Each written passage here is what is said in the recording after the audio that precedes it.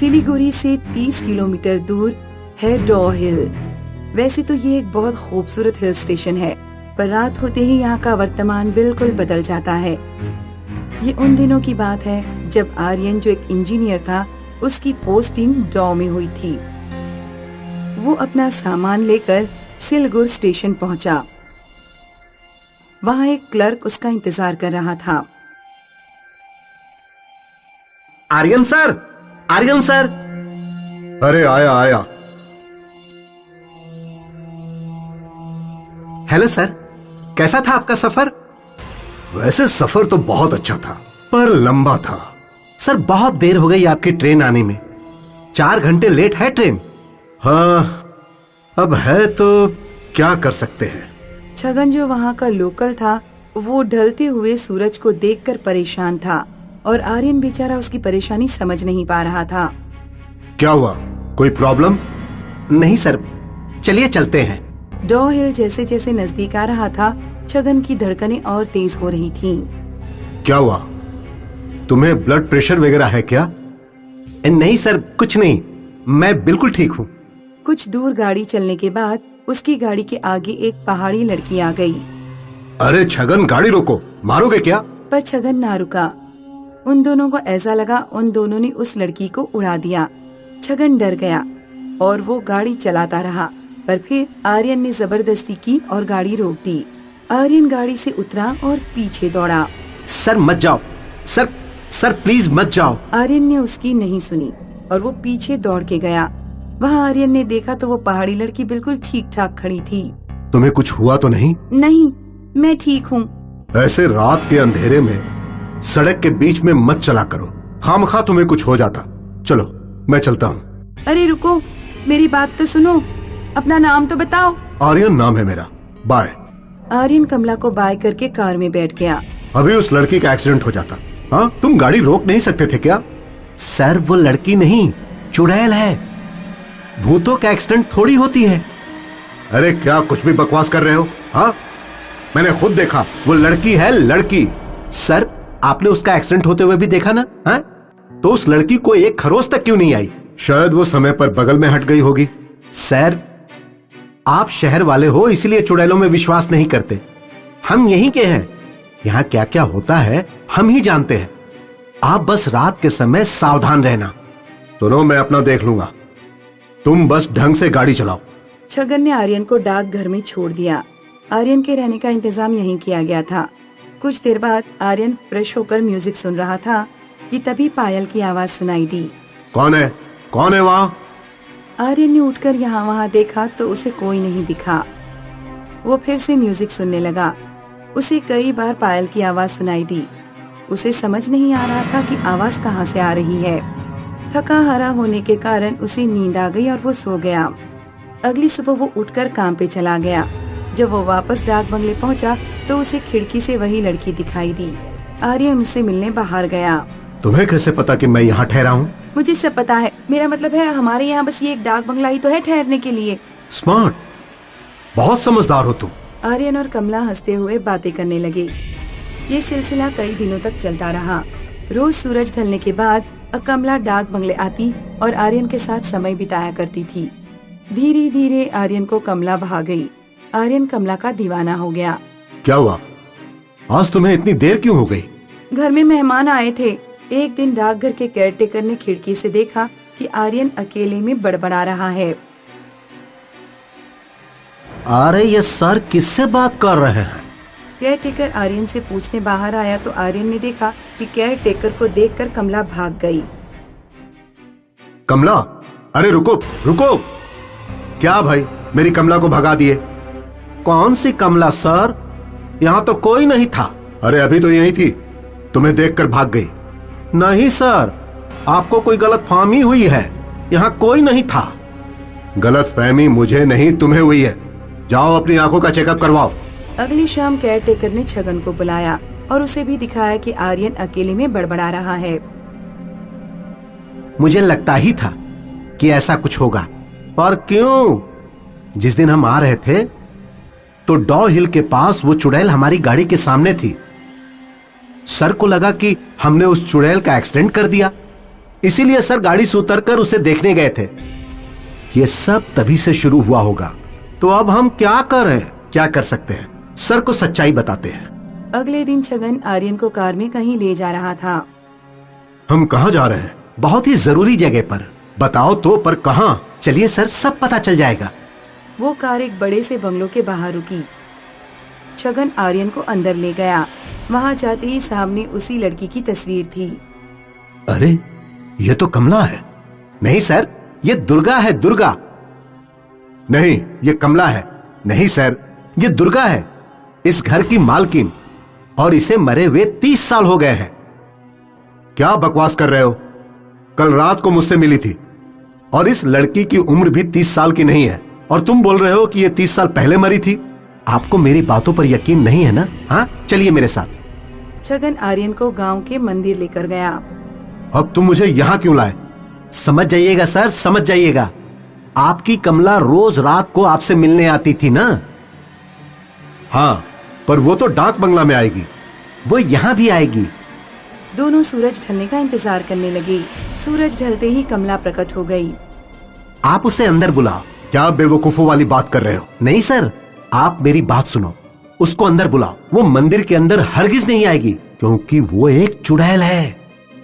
कमला, कमला अंदर आओ और इस बेवकूफ की बातों को गलत साबित करो।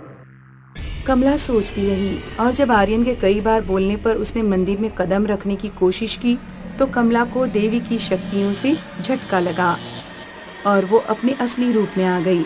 वो बहुत ही बदसूरत चुड़ैल थी। देखिए सर, ये है इसका असली रूप। ये एक चुड़ैल है और अब इसका अगला शिकार आप हो। आर्यन हक्का बक्का रह गया। उसके पसीने छूट गए और बस फिर पीछे से एक पंडित आया और उसने मंत्रों का जाप करना शुरू कर दिया।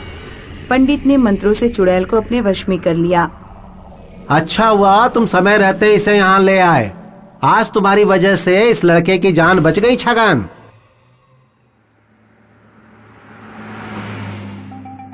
मुरादाबाद में रहने वाले टिंकू की शादी नहीं हो पा रही थी। इसकी कई वजह थी। एक तो टिंकू की लंबाई कम थी और फिर उसके पास कोई अच्छी नौकरी भी नहीं थी। टिंकू की माँ अपने बेटे की शादी को लेकर बहुत परेशान थी।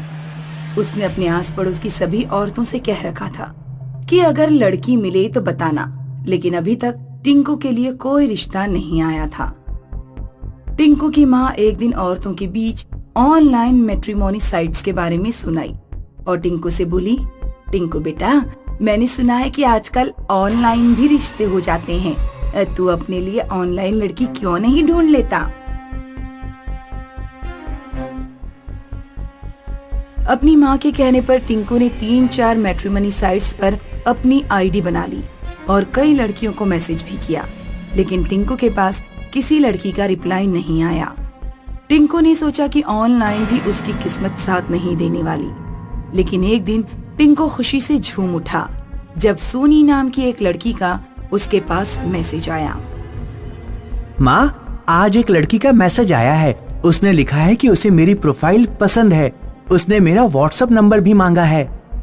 तो बेटा देर किस बात की है? गणेश जी की फोटो के साथ जल्दी से अपना नंबर दे दो। टिंकू ने सोनी नाम की लड़की से व्हाट्सएप पर लंबी बात की। काफी दिनों की बातचीत के बाद भी सोनी ने ना तो प्रोफाइल पिक्चर पर अपनी फोटो लगाई और ना ही अपनी कोई फोटो रिंकू को सेंड की। मम्मी, ये लड़की रामपुर की है। ये बातें तो खूब करती है, लेकिन अपनी शक्ल नहीं दिखा रही है। दिखाएगी बेटा, कुछ लड़कियां शर्मीली होती हैं, थोड़ा धैर्य रखो। एक दिन सोनी का मैसेज आया कि वो टिंकू से मिलना चाहती है। सोनी ने मिलने की जगह का एड्रेस भी सेंड किया और मिलने के लिए रात का समय मांगा। माँ, ये कैसी लड़की है? ये मुझे रात में मिलने के लिए बुला रही है। बेटा, हो सकता है दिन में कहीं काम करती हो, रात में बुला रही है। सिर्फ इसलिए पीछे हटने की जरूरत नहीं है। तुम उससे मिलने जरूर जाओ। जिस दिन टिंकू सोनी से मिलने जा रहा था, टिंकू की माँ ने उसे दही शक्कर खिलाया और अपना आशीर्वाद दिया। बेटा, बात पक्की करके आना। सोनी ने शहर के बिल्कुल बाहर रामपुर रोड पर किसी रेस्टोरेंट का एड्रेस दिया था। टिंकू ऑटो से रामपुर रोड पर पहुंचा, लेकिन उसे वहां कोई रेस्टोरेंट नहीं दिख रहा था। टिंकू ने सोनी को कॉल किया, लेकिन सोनी ने कॉल नहीं उठाया। सोनी ने एक टेक्स्ट मैसेज किया जिसमें लिखा था कि वो फोन पर बात नहीं कर सकती, सीधे मिलकर ही बात करेगी। उस रात मौसम कुछ बिगड़ गया, काले बादल छा रहे थे और हल्की बूंदाबांदी भी हो रही थी। ये एड्रेस तो मिल नहीं रहा, ऊपर से ये लड़की फोन भी नहीं उठा रही। किसी से पूछना पड़ेगा। इस समय रोड पर कोई भी नहीं दिख रहा है, किससे पूछूं? कुछ आगे जाने पर टिंकू को एक बूढ़ा आदमी सड़क पर जाता हुआ दिखाई दिया, जो डंडे के सहारे चल रहा था। टिंकू तेजी से चलता हुआ उस बूढ़े आदमी तक पहुंचा। सुनिए अंकल, क्या यहाँ कोई रेस्टोरेंट है? बूढ़े आदमी ने जब अपना चेहरा टिंकू की तरफ घुमाया तो टिंकू के रोंगटे खड़े हो गए। बूढ़े आदमी की आंखों के गुल्ले थे ही नहीं, लग रहा था जैसे उसकी आंखें सफेद बर्फ की हैं। बूढ़ा आदमी पागलों की तरह हंसते हुए कहने लगा, मैं तुम्हारा ही इंतजार कर रहा था। आ गए। सोनी तुमसे शादी करना चाहती है। चलो मेरे साथ, चलो चलो। बूढ़े आदमी ने कसकर टिंकू का हाथ पकड़ लिया। छोड़ो मुझे, छोड़ो, मैंने कहा छोड़ो मुझे, छोड़ो। 2-3 बार कहने पर भी जब बूढ़े ने टिंकू का हाथ नहीं छोड़ा तो टिंकू ने जोर से धक्का मारकर बूढ़े को गिरा दिया और वहाँ से भाग निकला। टिंकू लगभग 2-3 किलोमीटर तक दौड़ता ही रहा। वो तब रुका जब किसी लड़की ने उसे पीछे से आवाज दी, सुनो, कहाँ भागे जा रहे हो? टिंकू ने पीछे मुड़कर देखा तो कुछ दूरी पर बिल्कुल बीच रोड पर एक सुंदर लड़की खड़ी थी जो उसे आवाज दे रही थी, यहाँ आओ मेरी तरफ, मैं तुमसे मिलना चाहती हूँ। टिंकू ने देखा कि रोड पर तेज स्पीड में एक ट्रक आ रहा है। लड़की रोड के बीचों बीच खड़ी थी और बिल्कुल भी वहाँ से हट नहीं रही थी। टिंकू चिल्लाया, मैं तुमसे मिलना चाहती हूँ, यहाँ आओ। इससे पहले कि टिंकू लड़की तक पहुँच पाता, टिंकू की आंखों के सामने ट्रक लड़की को कुचलकर चला गया। खून के छींटे टिंकू के चेहरे तक आए। ये मेरे साथ क्या हो रहा है? वो बूढ़ा आदमी कैसे जानता था कि मैं सोनी नाम की लड़की से मिलने आ रहा हूँ? उसी समय टिंकू की मम्मी का फोन आया। हेलो मम्मी, यहाँ पर कुछ अजीब चीजें हो रही हैं। मैं घर वापस आ रहा हूँ मम्मी। बेटा, लड़की से मिले या नहीं? नहीं मम्मी, मैं नहीं मिला और ना ही मिलना चाहता हूँ। टिंकू को रोड पर एक ऑटो आता हुआ दिखाई दिया। टिंकू ने ऑटो वाले को रोका और ऑटो में बैठ गया। भैया, मुरादाबाद बस अड्डे ले चलो, जल्दी। टिंकू ऑटो में अपनी मम्मी से बात कर रहा था। तभी उसने देखा कि ऑटो वाले का सिर एक चुड़ैल के सिर में बदल गया। चुड़ैल का सिर 180 डिग्री पर टिंकू की तरफ घूम गया और टिंकू चलते हुए ऑटो से कूद पड़ा। जब टिंकू की आंख खुली तो उसने खुद को हॉस्पिटल में पाया। क्या हुआ था माँ? मैं यहाँ कैसे पहुँचा? घबराओ नहीं बेटा, तुम ऑनलाइन रिश्ते भेजने वाली एक चुड़ैल के चक्कर में फंस गए थे। एक बस वाले ने तुम्हें यहाँ हॉस्पिटल पहुँचाया। उसी ने बताया कि कुछ साल पहले रामपुर में सोनी नाम की एक गरीब लड़की रहती थी जिसकी शादी नहीं हो पा रही थी। सोनी ने अपने लिए मैट्रिमोनी साइट से ऑनलाइन रिश्ता ढूंढना शुरू किया। उसकी राहुल नाम के एक लड़के से दोस्ती हो गई थी, लेकिन वहाँ भी सोनी को धोखा ही मिला। राहुल नाम का लड़का मैट्रिमोनी साइट से लड़कियों को फंसाता था और फिर उनका इस्तेमाल करके उन्हें छोड़ देता था। सीधी सादी सोनी इस तरह की धोखाधड़ी बर्दाश्त नहीं कर पाई और उसने रामपुर रोड पर ही एक ट्रक के नीचे कूदकर आत्महत्या कर ली। तब से वो ऑनलाइन रिश्ता ढूंढने वाले लड़कों से बदला ले रही है।